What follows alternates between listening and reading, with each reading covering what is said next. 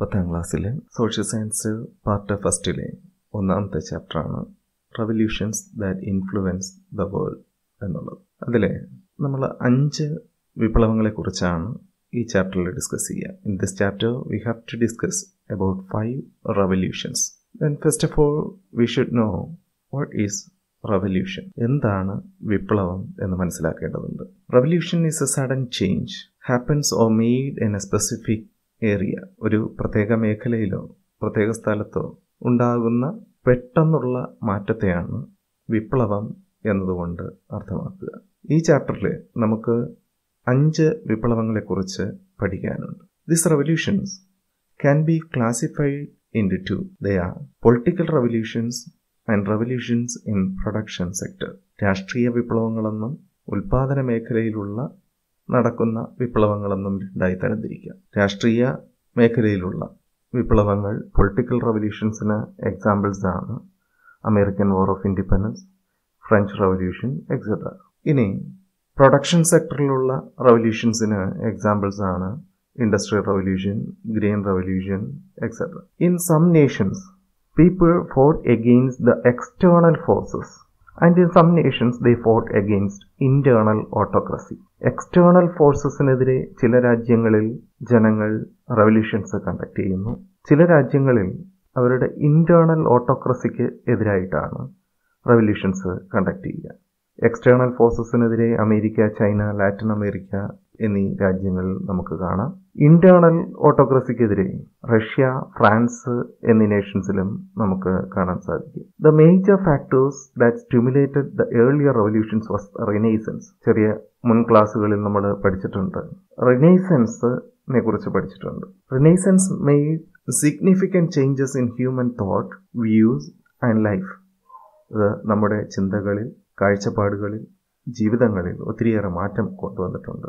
As A result of this renaissance people began to question irrational beliefs and traditions.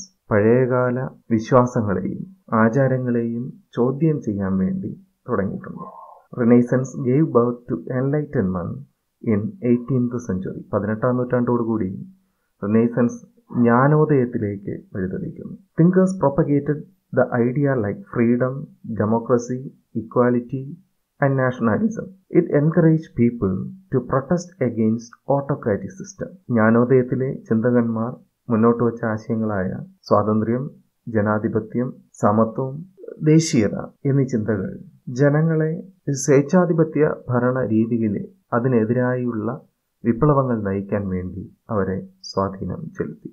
The first revolution we have to discuss in this chapter is American War of Independence. From 16th century itself, Europeans began to migrate to North America. North അമേരിക്കയിലേക്ക് 16ാം നൂറ്റാണ്ട് മുതൽ തന്നെ യൂറോപ്പിലുള്ള ജനങ്ങൾ അവിടേക്ക് കുടിയേറ്റം നടത്തിയിരുന്നു. Then this is due to the religious persecution of the King of England. ഇത് ഇംഗ്ലണ്ടിലെ രാജാവിൻ്റെ മതപീഡനത്തെ തുടർന്നാണ് പ്രധാനമായും ആൾക്കാർ അമേരിക്കയിലേക്ക് കുടിയേറിയത്. ഇങ്ങനെ കുടിയേറിയ വ്യക്തികളെ പിൽഗ്രിം ഫാദേഴ്സ് അല്ലെങ്കിൽ തീർത്ഥാടക പിതാക്കൾ എന്ന പേരിലാണ് അറിയപ്പെടുന്നത്. They were known as pilgrim fathers. Then by 18th century, England had established 13 colonies in the eastern coast of North America. 18ാം നൂറ്റാണ്ടോടുകൂടി അമേരിക്കയുടെ കിഴക്കൻ തീരങ്ങളിൽ 13 കോളനികൾ ഇംഗ്ലണ്ട് സ്ഥാപിച്ചിരുന്നു. British treated the American colonies as the centre for collecting raw materials for their industry and as market for selling their products. അവർക്ക് 2 ലക്ഷ്യങ്ങളായിരുന്നു ഉണ്ടായിരുന്നത്. ഒന്ന്, അവർക്ക് ആവശ്യമായ റോ മെറ്റീരിയൽസ് കളക്ട് ചെയ്യുക. 2, അവർ പ്രൊഡ്യൂസ് ചെയ്യുന്ന പ്രോഡക്ട്സ് ഈ അമേരിക്കയിലെ മാർക്കറ്റിൽ വിറ്റഴിക്കുക. ഈ 2 ലക്ഷ്യങ്ങളായിരുന്നു അവർക്ക് ഈ കോളനിവൽക്കരണത്തിലൂടെ ഉണ്ടായിരുന്നത്. ഇനി നമുക്ക് പഠിക്കാനുള്ള ഒരു കൺസെപ്റ്റ് മെർക്കന്റിലിസം എന്ന് പറയുന്ന ഒരു പോളിസിയാണ്. What is meant by mercantilism? The policy implemented by British merchants with the help of their motherland in the American colonies is known as mercantilism. ഇത് ബ്രിട്ടീഷ് മെർച്ചൻസ് ഇംപ്ലിമെന്റ് ചെയ്ത ഒരു പോളിസിയാണ്. ആ പോളിസിയുടെ പ്രത്യേകത ഇത് ഇംഗ്ലണ്ടിന്റെ സഹായത്തോടു കൂടി അവർ ഇംപ്ലിമെന്റ് ചെയ്തതാണ്. അമേരിക്കൻ കോളനീസിലാണ് കോളനിസിലാണ് ഇംപ്ലിമെന്റ് ചെയ്തത്. ഇതിനെയാണ് മെർക്കന്റിലിസം എന്നറിയപ്പെടുക. ഓർത്തിരിക്കാൻ എളുപ്പത്തിന് മെർച്ചൻസ്, ഇംഗ്ലീഷ് മെർച്ചൻസ് നടപ്പിലാക്കിയ ഒരു പോളിസി, ഇംപ്ലിമെന്റ് ചെയ്ത ഒരു പോളിസിയാണ് മെർക്കന്റിലിസം എന്ന് ഓർത്തിരിക്കുക. The policy implemented by British merchants ആണ് ഇത് നടപ്പിലാക്കിയിട്ടുള്ളത് with the help of their motherland, അതായത് ഇംഗ്ലണ്ട്. അവരുടെ മദർലാൻഡ് ഇംഗ്ലണ്ടാണ്. ഇംഗ്ലണ്ടിന്റെ ഹെൽപ്പോടുകൂടി നടപ്പിലാക്കിയതാണ്. ഇൻ ദ അമേരിക്കൻ കോളനീസിലാണ് ഇത് നടപ്പിലാക്കിയത്. ഈ പോളിസിയാണ് മെർക്കന്റിലിസം എന്ന പേരിൽ അറിയപ്പെടുന്നത്. Then, as the part of mercantilism, they have implemented several laws in British colonies. Important among them were the goods to and from the colonies must be carried only in British ships or ships built in the British colonies. കോളനിയിലേക്ക് കൊണ്ടുവരുന്നതും കോളനിയിൽ നിന്ന് പുറത്തേക്ക് കൊണ്ടുപോകുന്നതുമായിട്ടുള്ള വസ്തുക്കൾ ബ്രിട്ടനിലെയോ അല്ലെങ്കിൽ ബ്രിട്ടന്റെ കോളനിയിൽ ഏതെങ്കിലും ഒരു കോളനിയിൽ ഉൽപ്പാദിപ്പിച്ചതോ ആയിട്ടുള്ള കപ്പലിൽ മാത്രമേ then products of the colonies like sugar, wool, cotton, tobacco etcetera could only be exported to England. കോളനികളിൽ ഉൽപ്പാദിപ്പിക്കുന്ന പഞ്ചസാര, കമ്പിളി, പരുത്തി, പുകയില എന്നീ ഉൽപ്പന്നങ്ങൾ ഇംഗ്ലണ്ടിലേക്ക് മാത്രമേ കയറ്റി അയക്കാവൂ എന്നുള്ള നിബന്ധന കൊണ്ടുവരുന്നു. British stamp must be affixed on all legal documents, newspapers, pamphlets, license, etc. ബ്രിട്ടീഷുകാരുടെ മുദ്ര ഇതിലെല്ലാം പതിച്ചിട്ടുണ്ടാവണം എന്നവർ നിഷ്കർഷിക്കുന്നു. ഇതിലൊക്കെയാണ് legal documents, newspapers, pamphlets, licence, etc. Colonies must provide food and quarters for the British troops which were maintained in the colonies. ഈ കോളനികളിൽ maintain ചെയ്യുന്ന British troops, അതായത് മിലിറ്റൻസിൻ്റെയും അവരുടെ ഓഫീസേഴ്സിൻ്റെയും അവരുടെ ഫുഡ് ആൻഡ് ക്വാർട്ടേഴ്സ്, അവരുടെ ചെലവുകൾ ഈ കോളനിക്കാർ തന്നെ വഹിക്കണം എന്ന് അവർ ആവശ്യപ്പെടുന്നു. Import tax must be paid for the import of tea, glass, paper et cetera. ഇത് ഇറക്കുമതി ചുങ്കം നൽകാൻ ആവശ്യപ്പെടുന്നു. അതായത് തേയില, ഗ്ലാസ്, പേപ്പർ എന്നീ പ്രോഡക്ട്സിന് ഇറക്കുമതി ചുങ്കം അവർ ആവശ്യപ്പെടുന്നു. മെർക്കന്റിലിസം എന്നത് ബ്രിട്ടീഷുകാരായ മെർച്ചൻസ് അമേരിക്കയിൽ അവരുടെ ആവശ്യത്തിനനുസരിച്ച് ഇംപ്ലിമെന്റ് ചെയ്ത ലോസിനെയാണ് മെർക്കന്റിലിസം എന്നറിയപ്പെടുന്നത്. ദ അമേരിക്കൻ വാർ ഓഫ് ഇൻഡിപെൻഡൻസിന്റെ പ്രധാനപ്പെട്ട മോട്ടോ, മുദ്രാവാക്യം നോ ടാക്സേഷൻ വിത്തൗട്ട് റെപ്രസെന്റേഷൻ എന്നുള്ളതാണ്. പ്രാതിനിധ്യമില്ലാതെ നികുതിയില്ല എന്നതാണ് നോ ടാക്സേഷൻ വിത്തൗട്ട് റെപ്രസെന്റേഷൻ എന്നതുകൊണ്ട് അർത്ഥമാക്കുക. അമേരിക്കൻ വാർ ഓഫ് ഇൻഡിപെൻഡൻസിന്റെ ബിഗിനിങ് ആയി കണക്കാക്കുന്ന ഒരു ഇവന്റാണ് Boston tea party. Boston tea party that has held in the year 1773 December 16. Then it was a protest against high tax levied on tea. Then it was conducted by Red Indians for the quarters in the Boston Harbor. Then they threw 342 chests of tea into the sea. ഇതിൽ Boston tea party എന്നതുകൊണ്ട് അർത്ഥമാക്കുക 1773 December 16 നടന്ന ഒരു സംഭവമാണ്. ഇത് 342 പെട്ടി തേയിലകളുമായി Boston എന്ന ഒരു തുറമുഖത്തിലേക്ക് എത്തിയ ഒരു കപ്പലിലെ ആ തേയില മുഴുവൻ ബോസ്റ്റൺ തുറമുഖത്തിലെ ചരക്കിറക്കുന്ന ആൾക്കാർ ചേർന്ന് കടലിലേക്ക് വലിച്ചെറിയുന്ന സംഭവത്തെയാണ് ബോസ്റ്റൺ ടീ പാർട്ടി എന്ന പേരിൽ അറിയപ്പെടുന്നത്. The ideologies of some thinkers stimulated the people of the colonies to fight against the exploitation. ഈ അമേരിക്കൻ വാർ ഓഫ് ഇൻഡിപെൻഡൻസിൽ ജനങ്ങളെ ഒന്ന് സ്റ്റിമുലേറ്റ് ചെയ്യുന്നതിന്, അവർക്ക് ഒരു പ്രചോദനം നൽകുന്നതിന് പ്രധാനമായി നിലകൊണ്ട കുറച്ച് ചിന്തകന്മാരുണ്ട്, അവരുടെ ആശയങ്ങളുണ്ട്. അതിൽ പ്രധാനപ്പെട്ട ആൾക്കാരാണ് John Locke, Thomas Paine, John Adams എന്നിവർ. The important thinkers were John Locke, Thomas Paine, John Adams etcetera.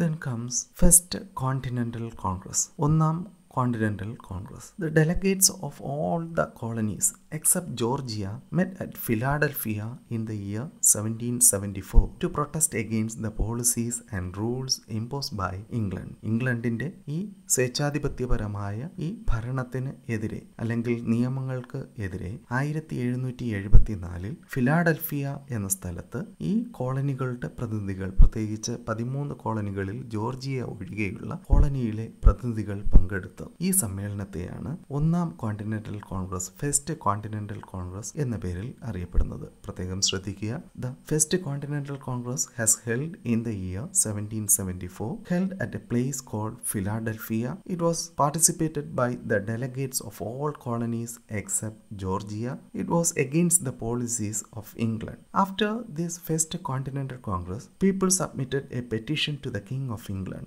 ഇംഗ്ലണ്ടിലെ രാജാവിന് ഒരു ഹർജി നൽകുന്നു. They demanded two needs. They are revocation of the regulations enforced on industry and commerce and not to impose tax without the approval of the people. ഒന്നാമത്തെ അവരുടെ demand ഇതായിരുന്നു. ഒന്ന്, regulations പിൻവലിക്കുക. വ്യാപാര വ്യവസായ മേഖലയിൽ ഇംഗ്ലണ്ടിലെ കച്ചവടക്കാർ നടപ്പിലാക്കിയ നിയമങ്ങളും നിയന്ത്രണങ്ങളും പിൻവലിക്കുക.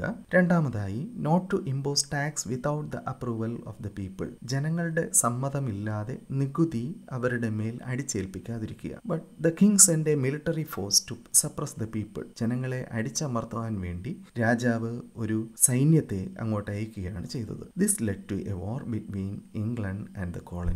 ഇത് കോളനികളും ഇംഗ്ലണ്ടും തമ്മിലുള്ള ഒരു യുദ്ധത്തിലേക്കാണ് കലാശിച്ചത്. Then comes Second Continental Congress. It was also held at a place called Philadelphia.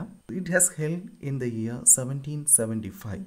1775 Philadelphia എന്ന സ്ഥലത്ത് വെച്ചാണ് സെക്കൻഡ് കോണ്ടിനെന്റൽ കോൺഗ്രസ് സമ്മേളിക്കുന്നത്. From this Continental Congress, they elected George Washington as the commander-in-chief of Continental Army. Continental ആർമിയുടെ commander in ചീഫായി George Washington എന്ന അവരുടെ നേതാവിനെ തെരഞ്ഞെടുത്തു എന്നതാണ് രണ്ടാം കോണ്ടിനെന്റൽ കോൺഗ്രസിന്റെ സവിശേഷത. Another one important event of American war of independence was declaration of independence, അതായത് സ്വാതന്ത്ര്യ പ്രഖ്യാപനം. This declaration of independence was held on 4th July 1776. This declaration was issued by American Continental Congress and it was prepared by Thomas Jefferson and Benjamin Franklin. 1776 July 4 ഈ സ്വാതന്ത്ര്യ പ്രഖ്യാപനം നടത്തുന്നത്. ഇത് American continental Congress ആണ് ഇത് പ്രഖ്യാപിച്ചിട്ടുള്ളത്. ഇത് തയ്യാറാക്കിയത് തോമസ് ജെഫേഴ്സൺ, ബെഞ്ചമിൻ ഫ്രാങ്ക്ലിൻ എന്നീ രണ്ട് വ്യക്തികളാണ്. The war between England and colonies began with the declaration of freedom ended in 1781. അതായത് 1776 സ്വാതന്ത്ര്യ പ്രഖ്യാപനത്തോടുകൂടി ആരംഭിച്ച ഈ ഇംഗ്ലണ്ടും കോളനികളും തമ്മിലുള്ള യുദ്ധം 1781 അവസാനിക്കുന്നു. By the treaty of Paris in the year 1783, England accepted the freedom of 13 colonies of America. 1783 Paris ഉടമ്പടി പ്രകാരം ഇംഗ്ലണ്ട് 13 കോളനികളുടെയും സ്വാതന്ത്ര്യം അംഗീകരിക്കുന്നു. After that the Constitutional Convention held at Philadelphia under the leadership of James Madison framed American Constitution. ഇതിനുശേഷം American constitutional convention Philadelphia എന്ന സ്ഥലത്ത് വെച്ച് കൂടുകയും അത് കൂടിയത് ജെയിംസ് മാഡിസൺ എന്ന വ്യക്തിയുടെ നേതൃത്വത്തിലാണ്. ഈ അമേരിക്കൻ കോൺസ്റ്റിറ്റ്യൂഷണൽ കൺവെൻഷൻ അമേരിക്കയ്ക്ക് ഒരു പുതിയ കോൺസ്റ്റിറ്റ്യൂഷൻ ഭരണഘടന എഴുതി തയ്യാറാക്കുകയും ചെയ്തു. Then George Washington became the first president of United States of America. United States of അമേരിക്കയുടെ അമേരിക്കൻ ഐക്യനാടുകളുടെ ആദ്യത്തെ പ്രസിഡന്റായി ജോർജ് വാഷിംഗ്ടനെ നിയമിക്കുകയും തെരഞ്ഞെടുക്കുകയും ചെയ്തു. അമേരിക്കൻ വാർ ഓഫ് ഇൻഡിപെൻഡൻസിന്റെ കോഴ്സ് ഓഫ് റെവല്യൂഷൻ ഒന്ന് ശ്രദ്ധിക്കുക. ഇതിന്റെ motto no taxation without representation എന്നുള്ളതായിരുന്നു. Then in the year 1773, Boston Tea Party has held. Then in the year 1774, First Continental Congress. 1775, Second Continental Congress. 1776, Declaration of Independence. After that, a war between America and England has started. It has ended in the year 1781. Then in the year 1783, we can see the Treaty of Paris. By this treaty, England accepted the freedom of America. And in this year itself, a new constitution has formed for America and a new president, George Washington, became the first president of America. The results of American War of Independence gave direction and motivation to the later freedom struggle. ഈ American സ്വാതന്ത്ര്യ സമരം പിൽക്കാല വിപ്ലവങ്ങൾക്ക് ഒരു ദിശാബോധവും ഒരു പ്രചോദനവും നൽകിയ ഒരു വിപ്ലവമായിരുന്നു. Then second one, it put forward the concept of Republican form of government. ഇത് റിപ്പബ്ലിക്കൻ ഫോം ഓഫ് ഗവൺമെൻറ് ഉള്ള ഒരു രീതി ലോകരാഷ്ട്രങ്ങളുടെ ഇടയിലേക്ക് കൊണ്ടുവന്നു. എന്താണ് റിപ്പബ്ലിക്കൻ ഫോം ഓഫ് ഗവൺമെൻറ് എന്ന് മനസ്സിലാക്കുക. ഒരു രാഷ്ട്രത്തിലെ തലവനെ ആ രാഷ്ട്രത്തിലെ ജനങ്ങൾ ചേർന്ന് തിരഞ്ഞെടുക്കുന്ന രീതിയാണ് റിപ്പബ്ലിക്കൻ ഫോം ഓഫ് ഗവൺമെൻറ് എന്ന പേരിൽ അറിയപ്പെടുന്നത്. Then third one, it prepared the first written constitution. ഇത് ആദ്യമായി ഒരു ലിഖിത ഭരണഘടന, എഴുതപ്പെട്ട ഭരണഘടന അമേരിക്കയ്ക്ക് വേണ്ടി ഉണ്ടാക്കി. It contributed the concept of federal system. ഇത് ഒരു ഫെഡറൽ സിസ്റ്റത്തിൻ്റെ ഒരു കൺസെപ്റ്റ് ലോകരാഷ്ട്രങ്ങൾക്കിടയിൽ കൊണ്ടുവന്നു. അതായത് ഒരു കേന്ദ്ര ഗവൺമെൻറ്റിൻ്റെ സംവിധാനവും അതോടൊപ്പം തന്നെ വിവിധ സംസ്ഥാനങ്ങളായോ പ്രോവിൻസുകളായോ ഡിവൈഡ് ചെയ്തുകൊണ്ടുള്ള ഒരു ഫെഡറൽ സംവിധാനം കൂടെ അമേരിക്ക ലോകരാഷ്ട്രങ്ങൾക്ക് നൽകുകയുണ്ടായി. In this chapter, there are two learning outcomes. They are, first of all, to analyze the background of American War of Independence, and second one, the effects of American War of Independence. ഒന്ന്, American സ്വാതന്ത്ര്യ സമരത്തിൻ്റെ പശ്ചാത്തലം മനസ്സിലാക്കുക. രണ്ട്, അതിൻ്റെ ഫലങ്ങൾ മനസ്സിലാക്കുക. ഈ ചാപ്റ്ററിൽ പ്രത്യേകം ശ്രദ്ധിക്കേണ്ട ഭാഗങ്ങൾ ഇവയൊക്കെയാണ്. ഒന്ന്, മെർക്കൻറ്റിലിസം. രണ്ട്, തിങ്കേഴ്സ്. മൂന്ന്, continental Congress. 4, Declaration of Independence, and the results of American War of Independence. Thank you.